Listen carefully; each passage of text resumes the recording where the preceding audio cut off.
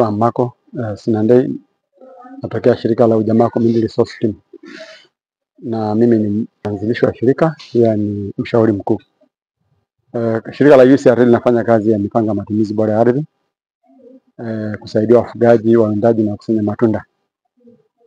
Kazi kubwa ya UCRL ni kuhakikisha kwamba jamii walengwa, hasa wafugaji, wawindaji na kusanya matunda, wanaweza kusimamia na kunufaika na rasilimali katika vijiji husika.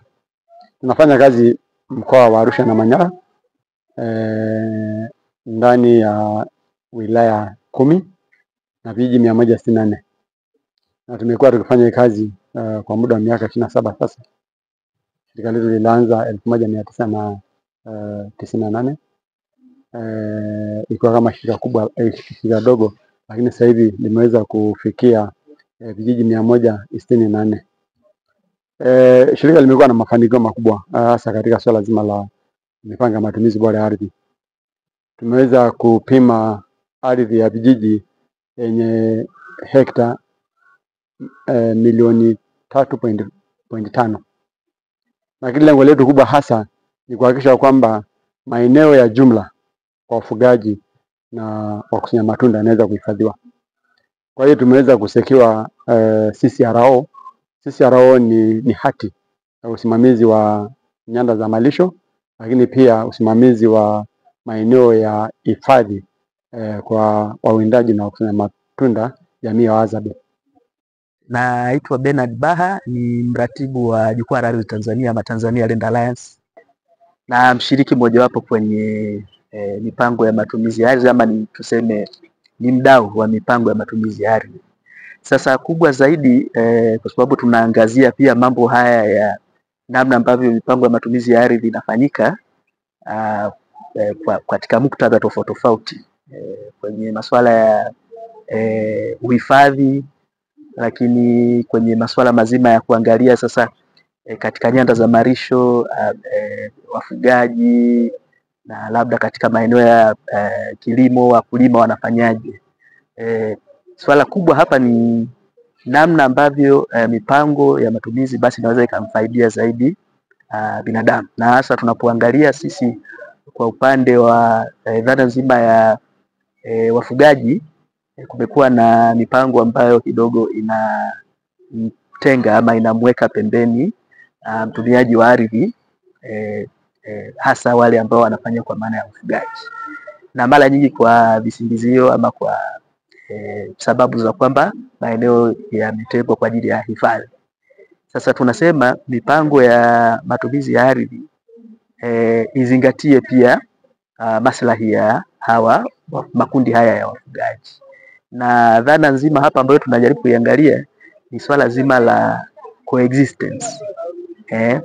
Kwa sababu hivi vinategemeana. Kwa hiyo lazima tuwe na mipango ya matumizi ambayo ni integrated, ambayo inaangalia maslahi ya uhifadhi ndio, lakini kwa namna nyingine maslahi pia ya makundi haya mengineyo ya watumiaji wa ardhi wengine. Na kwa sababu kuna ongezeko hapa, coexistence huwezi kuikwepa. Kwa hiyo kama wadau tunasisitiza kuwa na hicho tunachokiita integrated land use planning, ambazo zinazingatia maslahi ya uhifadhi, lakini na maslahi ya watumiaji wengine, hususan wafugaji. Tuna maeneo malisho makubwa 1039. Nafikiri hichi kijiji ni kijiji cha kwanza wilaya hii ya Monduli kwa kuwa na eneo la malisho kubwa. Lakini kama mvua hazinyeshi, what do you do with 39? Itakuwa tu kwenye paper. We have nothing to do with it. Kwa hiyo hizo grazing practice, kipindi mvua haitanyesha sana au tukapata mvua chini ya wastani, itatusaidia tukao na nidhamu ya kutumia ile kidogo kwa muda mrefu. Ndio maana ya holistic rangeland management tumekuwa tukijitahidi kusisitiza. Nikiacha hiyo kipengele cha holistic rangeland management, kwa sababu ni component moja tu, au hii malisho haya jinsi inavyowanufaisha wafugaji ni component moja tu ambayo ni benefit ya land use plan. Ni benefit, ni component moja tu. Component nyingine, volume ya hii mito iliyoongezeka kwenye huu msitu, kwa sababu huu mlima ndio hii hapa inaonekana hapa. Kuna huu msitu wenyewe upo chini ya huo mlima kama ambavyo nimetoka kuambia. Na hii mito pia inachipukia hapa chini ya huu msitu. Kwa the richer the biodiversity ya huu msitu, ndivyo ambavyo pia volume ya hii mito inavyozidi kuongezeka. Na hayo mafanikio yameweza kufikiwa tu kwa sababu ya bylaws zilizotengenezwa ambazo zilikuwa part and parcel ya land use plan ya mwaka 2015. Kwa hiyo baada ya watu kusimamia zile sheria ndogo, watu wakawajibishwa mara kibao. 100 of them waliwajibishwa. Watu wakaja kwenye mistari, wakaanza kumisuse hizo resources na kukatakata ovyo kule na kuingiza mifugo muda wote na kuvuna mkaa kule au timba kule, ndo volume ya hii mito ikaongezeka. Ilipoongezeka ikasupport irrigation scheme ambayo inaendelea kwenye eneo hili la umwagiliaji. Ikaongezeka na mazao pia yakaongezeka maradufu. Yalipoongezeka maradufu, is one of the areas we never captured. Nafikiri hatujawahi ku capture. Lakini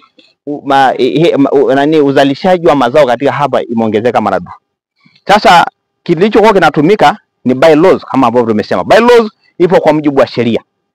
Sheria inapaswa kutoza 50,000 kwa mtu yeyote ambaye atakiuka matumizi haya ambayo yamewekwa kwa mujibu wa mpango wa matumizi ya ardhi ya kijiji. Lakini hawa wafugaji wanatumia hiyo bylaw ambayo iko kwa mujibu wa sheria, lakini pia wanatumia sheria nyingine za kimila. Kitu kimoja tunataka kusisitiza hapa kwamba kipindi tunaanza holistic rangeland management, tulikuwa tunachukua wanaume peke yao kuwa sehemu ya grazing coordinators. Kwa hiyo wanawake tukawa kidogo tuliwaweka pembeni. Lakini baadaye tulivyoanzisha ile mabaraza tukaona kweli kuna gap tulifanya. Tulikuwa tuna miss kitu. Maana sasa unakuta kwenye grazing coordinator tuliokuwa nao sasa wanawake wako sehemu ya ile timu. Kwa hiyo badala ya kuwa grazing coordinators 3, sasa tunao grazing coordinator 4, mwanamke akiwa sehemu ya hiyo. Kwa hiyo hicho tu ni kitu ambacho nilihitaji kusisitiza. Nyingine pia ni kwamba shughuli hii pia tunashirikiana na wadau wengine ambayo TLC ni mmoja wa mdau muhimu sana katika kufanikisha. Kwanza anatuwezesha funding katika zoezi hili la holistic rangeland management, lakini pia expertise. Kwa wakati mwingine hata kwa kuanalyze zile information, zile data za grazing, tunashirikiana wote katika kufanya analysis hiyo. Hii ni kuonyesha kwamba we are all together.